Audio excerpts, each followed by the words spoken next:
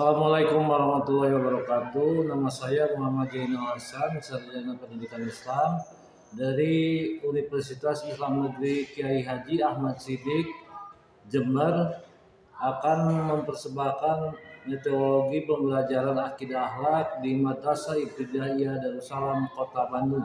Selamat menyaksikan.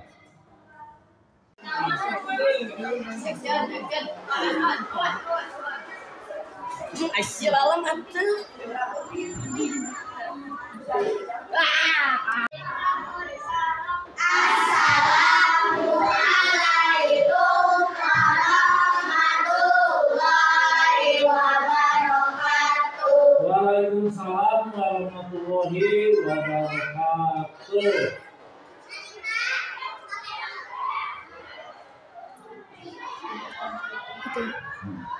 Nah, anak, sebelum kita belajar, kita berdoa dulu. Ya, seperti biasanya kita berdoa dulu. Siapkan ketua kelasnya untuk berdoa.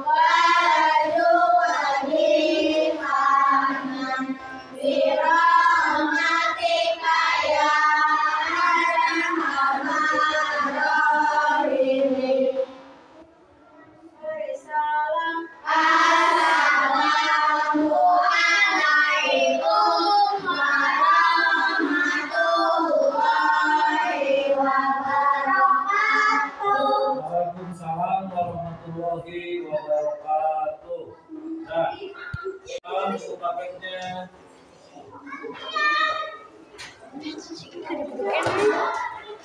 Sekarang kita akan membahas tentang apa? Ya, tentang iman kepada Nabi dan Rasul. Itu merupakan rukun iman yang keberapa? Rukun iman yang keempat, iman kepada Nabi dan Rasul. Nah, hari ini kita akan lihat tayangan kisah Nabi Musa alaihissalam. Kalau kamu perhatikan, kamu simak baik-baik apa yang ada di dalam tayangan kisah Nabi Musa alaihissalam, ya. Perhatikan baik-baik, ya, apa saja yang ada di dalam tayangan film singkat ya Nabi Musa alaihissalam. Oke, kita mulai.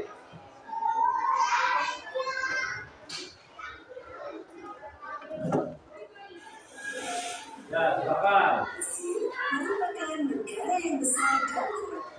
Namun sayangnya, kekuatan dan kemampuan hanya dinikmati oleh raja dan para pengikutnya. Raja Mesir dikenal dengan sebutan Firaun. Dia adalah raja yang sulit dan suka bertindak semena-mena. Firaun menetapkan perbedaan agama dan membagi masyarakat berdasarkan suku. Dia sangat kuat dan mengaku dirinya sebagai dewa. Pada suatu malam, Firaun bermimpi tentang para nabi yang datang dari arah Baitul Maqdis. Nabi itu membuka seluruh Mesir, kecuali rumah-rumah kaum Bani Israel. Firaun bertanya kepada para penyihir istana tentang arti mimpinya. Itu artinya akan lahir dari keturunan Israel yang akan menghancurkan kerajaanmu. Kaum Bani Israel adalah kaum dengan kasta paling rendah di Mesir. Firaun marah besar. Semua laki-laki yang lahir dari Bani Israel tidak boleh ada satu pun. Siapa dia?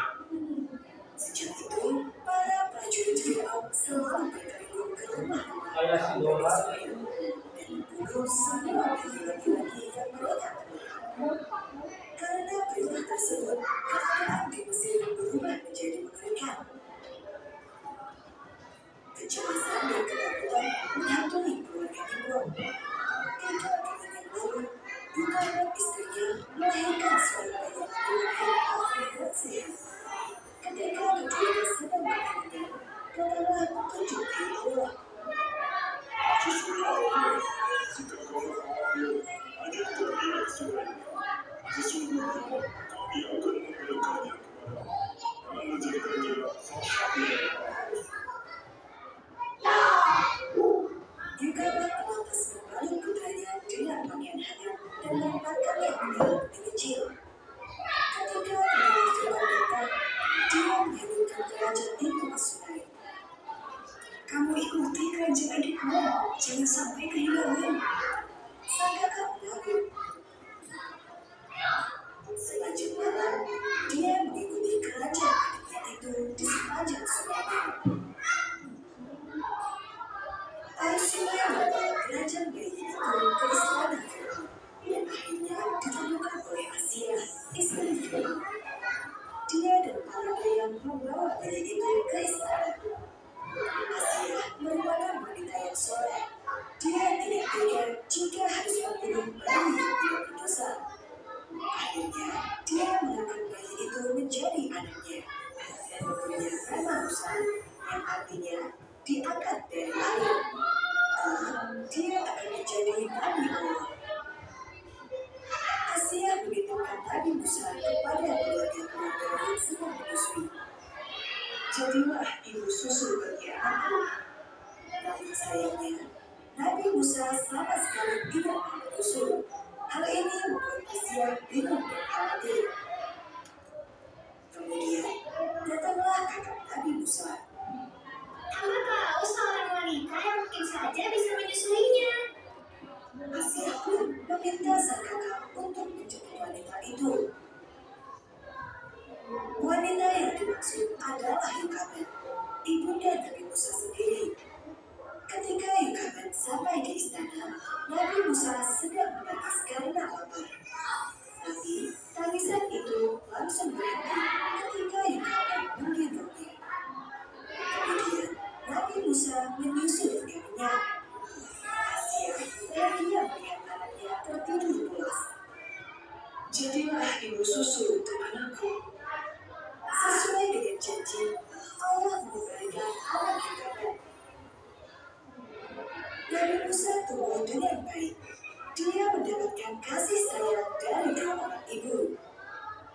Pada suatu hari, Nabi Musa duduk di pangkuan Firaun, dan tanpa sengaja, Nabi Musa menarik jenggot Firaun. Tunggu dulu. Wahai istriku, mungkin anak inilah yang akan menjatuhkan kekuasaanku. Sabarlah, dia masih anak-anak. Ketika dewasa, Nabi mulai sadar bahwa dirinya terkalahkan akan Firaun. Dia adalah anak angkat yang berasal dari kaum Bani Israel. Kaum yang selama ini mendapatkan perlakuan buruk dari Firaun. Suatu hari, Nabi Musa berniat menolong seorang pemuda Bani Israel yang sedang disiksa oleh prajurit Firaun. Tanpa sengaja, Nabi Musa memukul prajurit itu dan membuatnya tewas. Kabar tentang pembunuhan itu sampai ke Setelah tayangan tadi, berarti tiap-tiap kelompok menulis cerita. Cerita apa saja yang ada di tayangan tadi, ya. Nabi apa atau kisah nabi apa yang ditayangkan tadi? Coba kalian diskusikan, ceritakan kembali tentang tayangan film tadi, ya. Ya, mengerti? Kalau ada yang tidak mengerti, silakan tanyakan. Ya, jadi kalian diskusikan tentang kisah Nabi yang sudah ditayangkan. Ya, kalau misalnya sudah selesai, berarti kumpulkan di buku tugas, ya. Jadi nulisnya di buku tugas, ya. Akidah apa? Kalau yang sudah, silakan kumpulkan ke depan, ya. Oh, silakan kerjakan.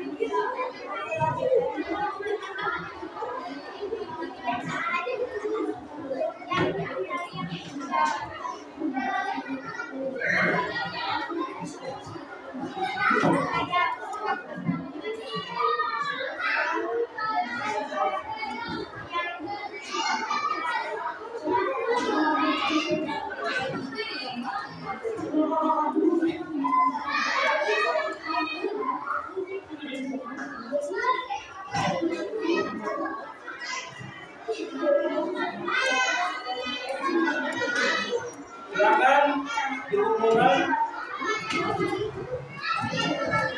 sama kelompok saja.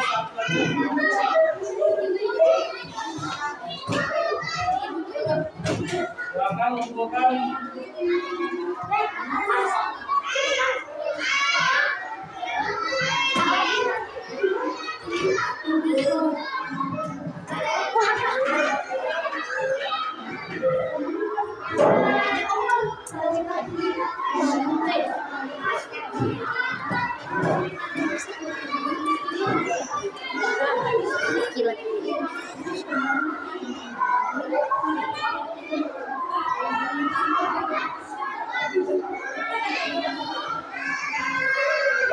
Sebelum kita pulang, kita kembalikan dulu meja dan kursinya ke posisi asal, ya, teman-teman. Sampai diberesin, kita kembalikan dulu posisi kursi dan mejanya ke tempat asal. Ya.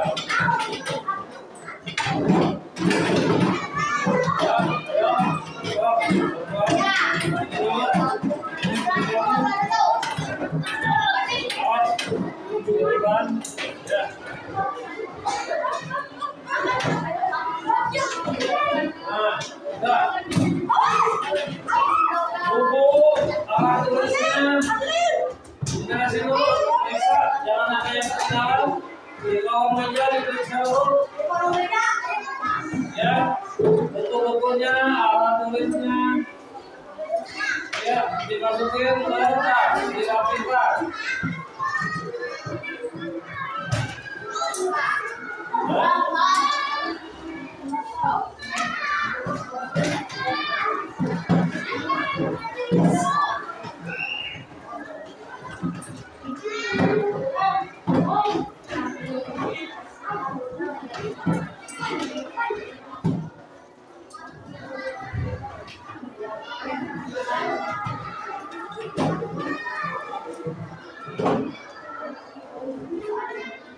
Sudah ya, dengarkan semuanya.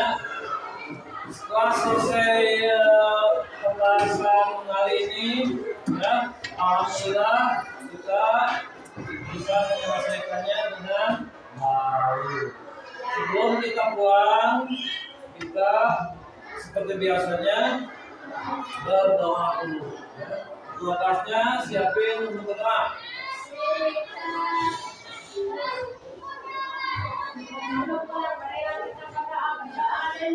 Ah.